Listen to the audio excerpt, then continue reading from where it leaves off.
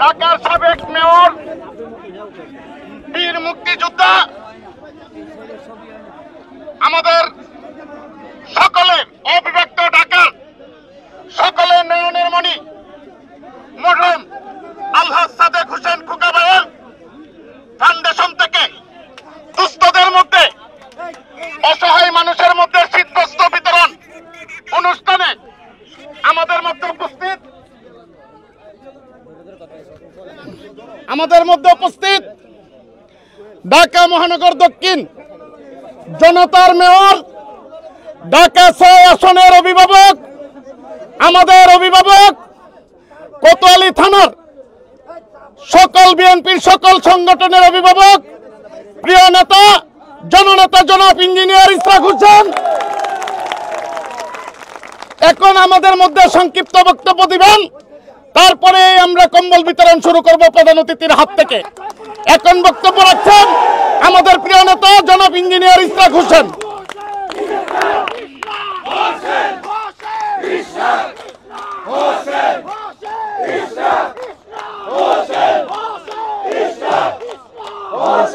ঠিক আছে,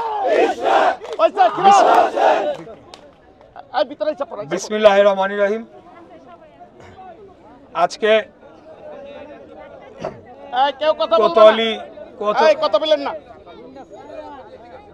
ঢাকা মহানগর দক্ষিণ শ্রমিক দলের সভাপতি সুমন ভূঁইয়ার উদ্যোগে সাদেক হোসেন খোকা ফাউন্ডেশনের মাধ্যমে শীতার্ত এবং দুস্থ জনগণের মাঝে এই কম্বল বিতরণ কর্মসূচিতে উপস্থিত রয়েছেন কোতোয়ালী থানা বিএনপির সাবেক নেতৃবৃন্দ, সাবেক সভাপতি, সাবেক সেক্রেটারি, সাংগঠনিক সম্পাদক।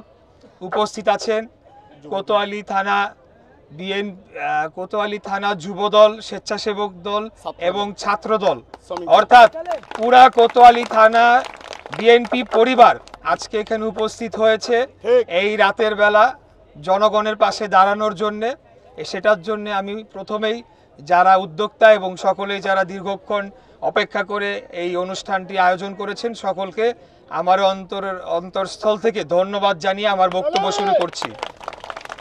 আসলে বিএনপির রাজনীতিটাই এটা। আমরা চিরকালই দেখে এসেছি, ছোটবেলা থেকেই দেখে এসেছি যে আমাদের নেত্রী দেশনেত্রী বেগম খালেদা জিয়া উনি নিজে বিভিন্ন এলাকায় ঘুরে, বিভিন্ন অঞ্চলে ঘুরে শীতকালে উনি কম্বল বিতরণ করেছেন। সেখানে আমার বাবা মরহুম সাদেক হোসেন খোকা তিনিও ওনার সাথে বিভিন্ন প্রোগ্রাম করেছেন এবং তার থেকে শিক্ষা নিয়েই কিন্তু আমরা আজকে আমাদের রাজনৈতিক যে কর্মকাণ্ড রয়েছে সেটি করে চলেছি।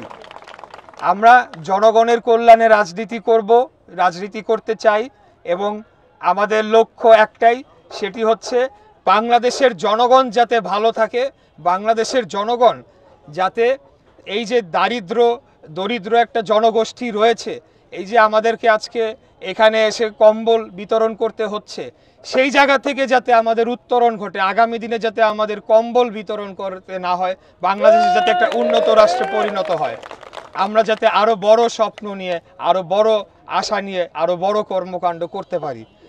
এবং আমি আরেকটি কথা বলতে চাই যে আপনারা সকলেই জানেন স্বৈরাচারী খুনি ফ্যাসিস্ট হাসিনার আমলে বাংলাদেশকে একটা ধ্বংসের দ্বারপ্রান্তে নিয়ে একটা ধ্বংসই করে ফেলা হয়েছিল এবং আপনারা দেখেছেন যে বিভিন্ন সময় সরকারি বিভিন্ন রিলিফ, বিভিন্ন অনুদানের যে সামগ্রী সেটা তাদের নেতাদের বাসাবাড়ির খাটের তলে পাওয়া গিয়েছিল। আপনারা করোনার সময় দেখেছেন যে করোনার যে ত্রাণের সামগ্রী সেগুলো তাদের নেতা কর্মীদের বাসার খাটের নিচে পাওয়া গিয়েছে, সেটা জনগণের কাছে পৌঁছায় নাই। আর আমরা যতদিন বিরোধী দলে ছিলাম আমরা কিন্তু সরকারি কোনো অনুদান আমাদের পাওয়ার সুযোগ ছিল না। আমরা নিজ থেকে উদ্যোগ নিয়ে আমরা নিজের অর্থায়নে জনগণের পাশে দাঁড়ানোর চেষ্টা করেছি যতটুকুই আমাদের সামর্থ্য ছিল। অর্থাৎ এখানেই আওয়ামী লীগ এবং বিএনপির রাজনীতির পার্থক্যটা আমাদেরকে বুঝে নিতে হবে। আমরা জনগণের পাশে আসি, জনগণের জন্য রাজনীতি করি, যার কারণে আমরা যত বিপদ আপদ, যতই আমাদের উপরে ঝড় তুফান অত্যাচার গিয়েছে, আমাদের তো দেশ ছেড়ে পালায় যাইতে হয় না, আমরা কিন্তু আপনাদের সাথে ছিলাম। বরঞ্চ আপনারাই আমাদেরকে বিভিন্ন সময় আশ্রয় দিয়েছেন আপনাদের বাসা বাড়িতে। আপনাদের অধিকারের জন্য যখন আমরা লড়াই করেছি, যখন খুনি হাসিনার হায়না বাহিনী আমাদের উপর ঝাঁপিয়ে পড়েছে, আপনারাই আমাদের পাশে ছিলেন, আশ্রয় দিয়েছেন। যাই হোক, আজকে মহান আল্লাহ তাআলার অশেষ রহমতে বাংলাদেশ ফ্যাসিবাদ মুক্ত হয়েছে এবং আমি একজন তরুণ প্রজন্মের প্রতিনিধি হিসেবে আমি মহান আল্লাহ তাআলার কাছে তো দোয়া অবশ্যই করি এবং এই আশাটি করি আর কোনোদিন যাতে কোনোভাবে ফ্যাসিবাদ যাতে বাংলাদেশে কায়েম না হয়, সেটা যে কোনো নামে বা যে কোনো দলের মাধ্যমে হোক, বাংলাদেশে ফ্যাসিবাদ যাতে কায়েম না হয়। বাংলাদেশ রাষ্ট্রটাকে স্বাধীন রাষ্ট্র করা হয়েছিল 1971 সালে, যে একটি স্বাধীন সার্বভৌম রাষ্ট্র থাকবে এবং একটি গণতান্ত্রিক রাষ্ট্র হিসেবে এই রাষ্ট্রকে পরিচালনা করা হবে, যেখানে প্রতি 5 বছর পর পর জনগণ ভোট দিয়ে তাদের নির্বাচিত প্রতিনিধিদেরকে সরকারে পাঠাবে। তাহলে পরে এই যে এত দুর্নীতি, গুম খুন যাই হয়েছে কোনো কিছুই কিন্তু হতো না, কারণ সবারই তখন জনগণের কাছে জবাবদিহিতার আওতায় থাকতে হতো, জনগণের কাছে যেতে হতো ভোটের জন্য প্রতি 5 বছর পর পর। তো আমরা এখন আশা রাখি যে আমাদের নেতা দেশনায়ক জনাব তারেক রহমান, উনি আমাদেরকে যে বলিষ্ঠ নেতৃত্ব দিয়েছেন, আমাদেরকে আন্দোলন সংগ্রামে যেভাবে উনি সংগঠিত করেছেন, শুধু লন্ডনে বসে থেকে উনি আমাদেরকে যেভাবে অনুপ্রাণিত করেছেন, সেটি দেখে কিন্তু সারা বাংলাদেশের মানুষ, 18 কোটি মানুষ অনুপ্রেরণা নিয়ে এই খুনি হাসিনা, এই স্বৈরাচারকে বাংলাদেশ থেকে বিতাড়িত করেছে। এবং আগামী দিনে আমাদের যে ঘোষিত 31 দফার কর্মসূচি, সেই কর্মসূচির মাধ্যমে আমরা বিশ্বাস করি বাংলাদেশে গণতন্ত্র পার্মানেন্টভাবে এটা প্রতিষ্ঠা পাবে এবং জনগণের কল্যাণে যা যা করণীয় সকল কিছু করা হবে, যাতে জনগণের অর্থনৈতিক উন্নয়ন হয়, জনগণের কথা বলার অধিকার থাকে, জনগণের বেঁচে থাকার অধিকার থাকে, জনগণের আপনাদের ছেলেমেয়েরা যাতে ভালো শিক্ষার তাদের ব্যবস্থা হয়, আমাদের যাতে ভালো চিকিৎসার ব্যবস্থা হয়, এই ধরনের সেবাগুলো যাতে আমরা জনগণের দোরগোড়ায় পৌঁছায় দিতে পারি, সেটার লক্ষ্যে আগামী দিনে বাংলাদেশ জাতীয়তাবাদী দল আপনাদের ভোটে নির্বাচিত হয়ে রাষ্ট্র ক্ষমতায় আসলে সেই কাজগুলো করা হবে ইনশাল্লাহ। তো আর এখানে বক্তব্য দীর্ঘায়িত করব না, আমি আপনাদেরকে কথা দিতে চাই, সকলের সামনে কথা দিতে চাই যে আগামী দিনের রাজনীতিটা, বিএনপির রাজনীতি কেবলমাত্র জনগণের কল্যাণে হবে এবং দেশের কল্যাণে হবে, অন্য কোনো কিছুকে আমরা সুযোগ দিব না। বিএনপির নাম ব্যবহার করে কেউ যদি এখনো কোনো ধরনের অপকর্ম করেও থাকে, আপনারা একটা জিনিস একটু সতর্ক করে দিতে চাই, হয়তো কোনো কেউ ব্যক্তি আমাদের দলের নাম ব্যবহার করে কিছু অপকর্ম করেছে, সেটার দায়ভার কিন্তু আমরা নিব না এবং সেটার দায় আমাদের উপর আসে না। আমরা কি এখন সরকারে আছি? আমাদের হাতে কি স্বরাষ্ট্র মন্ত্রণালয় আছে যে আমরা এই আইন শৃঙ্খলা নিয়ন্ত্রণ করব? এটা নিয়ন্ত্রণ করার দায়িত্ব সরকারের। যে কারো নাম দিয়ে যদি কেউ চাঁদাবাজি করে বা কোনো ধরনের অপকর্ম করে, সেটা নিয়ন্ত্রণ করা, সেটা রোধ করার দায়িত্ব সরকারের। অতএব এটাকে সরকারকেই এই দায়ভারটা নিতে হবে। আমরা বলতে চাই, আমাদের নেতার বক্তব্য স্পষ্ট যে বিএনপির নাম দিয়ে কেউ কোনো চাঁদাবাজি করলে সেটাকে কোনোদিনও আমরা সেটাকে অন করি না, আমরা সেটাকে গ্রহণ করব না। আমরা জনগণের জন্য রাজনীতি করে যাচ্ছি এবং আজীবন জনগণের জন্য রাজনীতি করে যাব, এটাই আমাদের ওয়াদা, এটাই আমাদের প্রতিশ্রুতি এবং আগামী দিনে সেটা আপনারা অবশ্যই দেখতে পাবেন। এই বলে আজকে আর বক্তব্য দীর্ঘায়িত না করে আমি সকলকে একটু বলতে চাই যে আমাদের নেত্রী, দেশনেত্রী বেগম খালেদা জিয়া ঐক্যের প্রতীক, গণতন্ত্রের প্রতীক, শান্তির প্রতীক এবং এই উপমহাদেশের তিনি অন্যতম একজন নেত্রী হিসেবে ইতিহাসের পাতায় তার নাম স্বর্ণাক্ষরে লেখা থাকবে, কারণ উনি কোনো ধরনের আপোষ করেন নাই গণতন্ত্রের সাথে এবং বাংলাদেশের স্বাধীনতা, সার্বভৌমত্ব সাথে আপোষ করেন নাই দেখেই ওনাকে কারাগারে নিক্ষেপ করে রাখা হয়েছিল, গৃহবন্দী করে রাখা হয়েছিল, ওনার সুচিকিৎসা সময় মতো দেয়া হয় নাই, যার কারণে ওনার শারীরিক অবস্থা আরও সংকটাপন্ন হয়েছিল। কিন্তু এমনকি এই ধরনের কথাও বলা হয়েছিল, খুব বিরূপ মন্তব্য করা হয়েছিল যে বয়স অনেক বেশি, এখনো যায় না, এরকম ধরনের বাজে মন্তব্য, কুরুচিপূর্ণ মন্তব্য করা হয়েছিল। কিন্তু মহান আল্লাহ তাআলার খেলা দেখেন, আজকে কোথায় খুনি হাসিনা? বাংলাদেশে নাই। আর আমাদের নেত্রী তিনি মুক্ত হয়েছেন, তিনি চিকিৎসা নিচ্ছেন এবং ইনশাল্লাহ আপনাদের দোয়ায় উনি সুস্থ হয়ে আবারও বাংলাদেশের মাটিতে এসে উনি আমাদেরকে নেতৃত্ব দিবেন ইনশাল্লাহ। তো রাখে আল্লাহ মা রেখে একটা কথা আছে না, সেটাই হলো মূল কথা। তো এই পর্যায়ে আমি আমার বক্তব্য শেষ করে আজকের এই অনুষ্ঠানের সূচনা ঘোষণা করছি। সবাই ভালো থাকবেন, আপনাদের পাশে থাকার প্রতিজ্ঞা করছি। খোদাফেজ। বাংলাদেশ জিন্দাবাদ, বাংলাদেশ জাতীয়তাবাদী দল জিন্দাবাদ, শহীদ রাষ্ট্রপতি জিয়া রহমান অমর হোক, দেশনেত্রী বেগম খালেদা জিয়া জিন্দাবাদ, আমাদের প্রাণপ্রিয় নেতা দেশ নায়ক জনাব তারেক রহমান জিন্দাবাদ।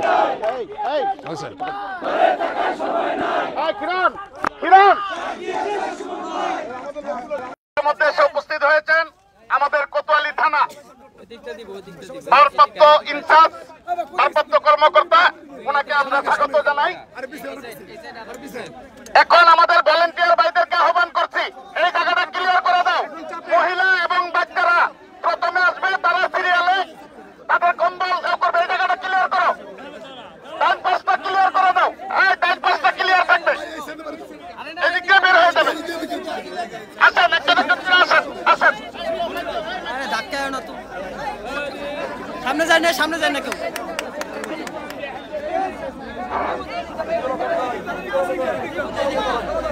এদিকে কেউ আসবেন না।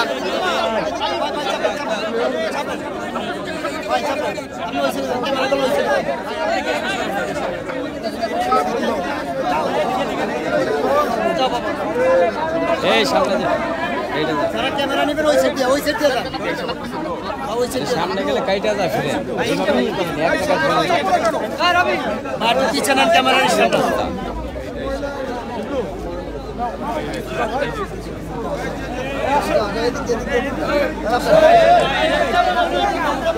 আসতে আপনার তুই ধরে রাখিস।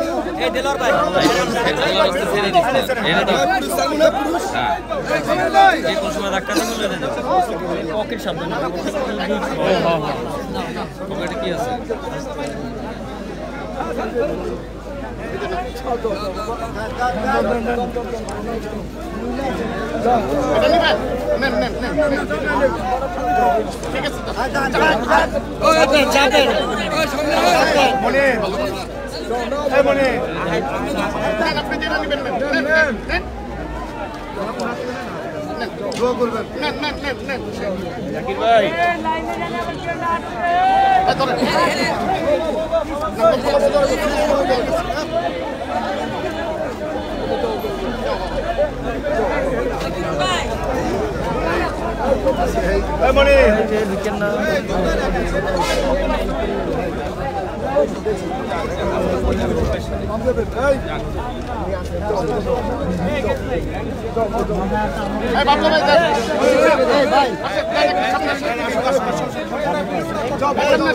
ভাই পিছনে পিছনে যাবো আসার জন্য পিছনে তো কিছু কম্বল সামনে সেটা না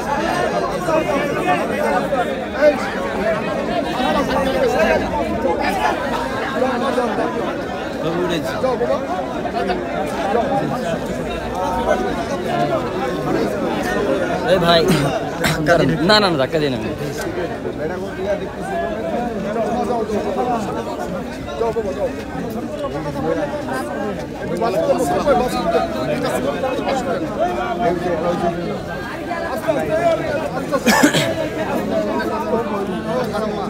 সামনে থেকে যান সামনে থেকে যান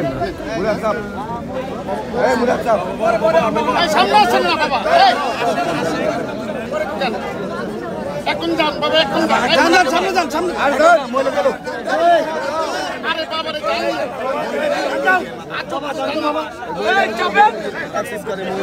ভাই হাত পিছনে যান এদিকে না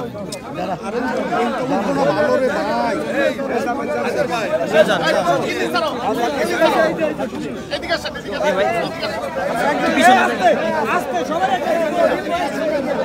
এ একজন একজন করে আনেন আপনি হাত দিন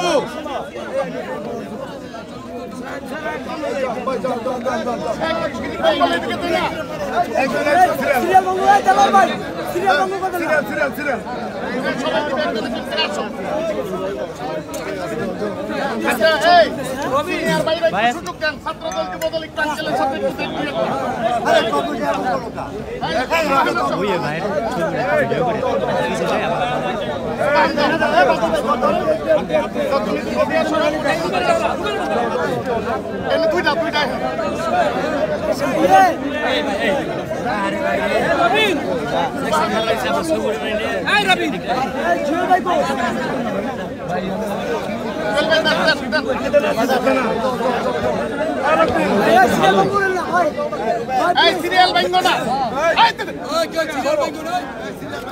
সিরিয়াল বাংলা সিরিয়াল বাংলা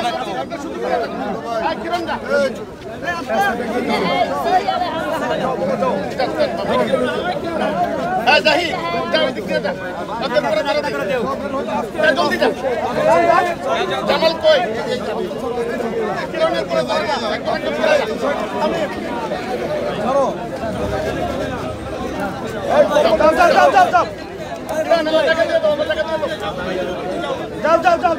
সামনে দিয়ে যান না ভাই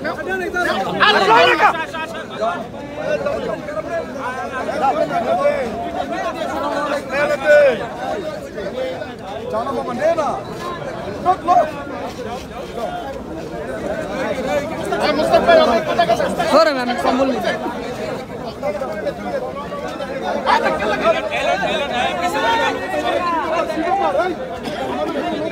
ভাই এই একটু যাইতে দেন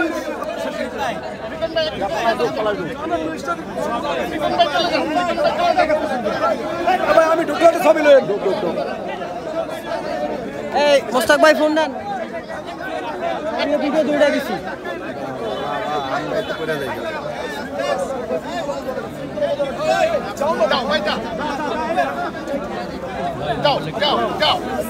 সেলফি সেলফি লাগে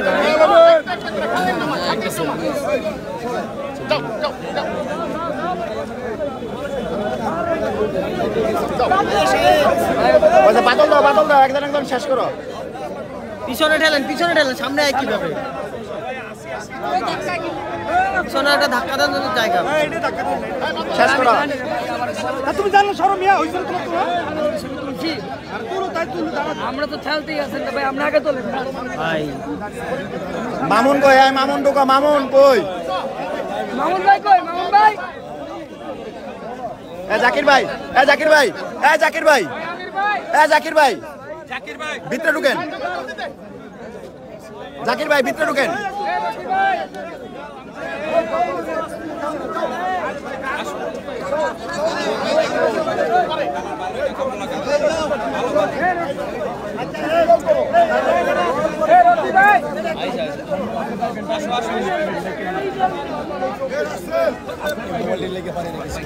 এই পলাশ ঢুক গ্যাসে ঢুকা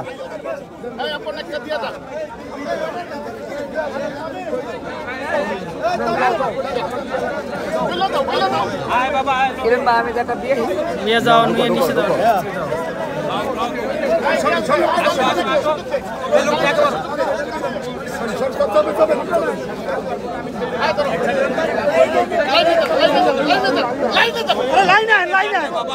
লাইনার হইছে তো লাইনার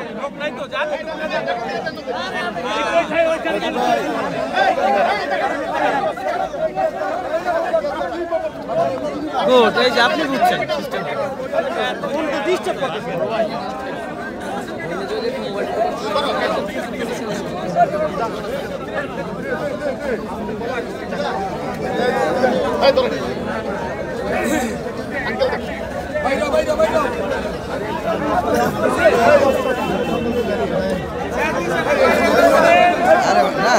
ছাত্রদলের মামুন কই আয় মামুন মিলন ভাই যান ছবি না হয় না যান তাতে যান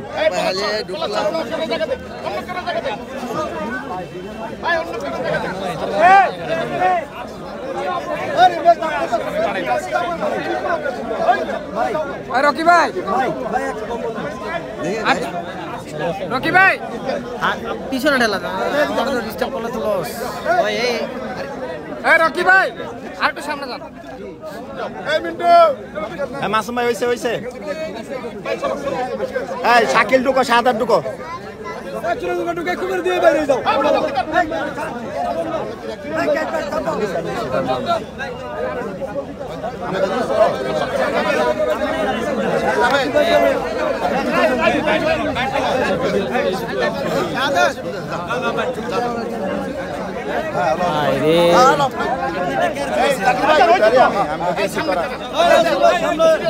পিছনে পিছনে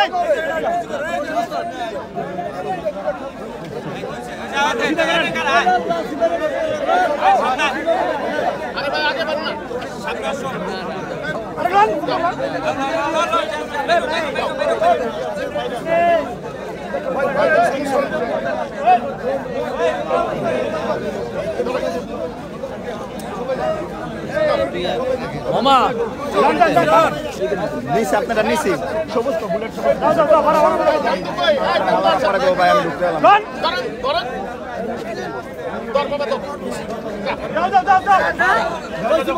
চান্দু বাইরে দেন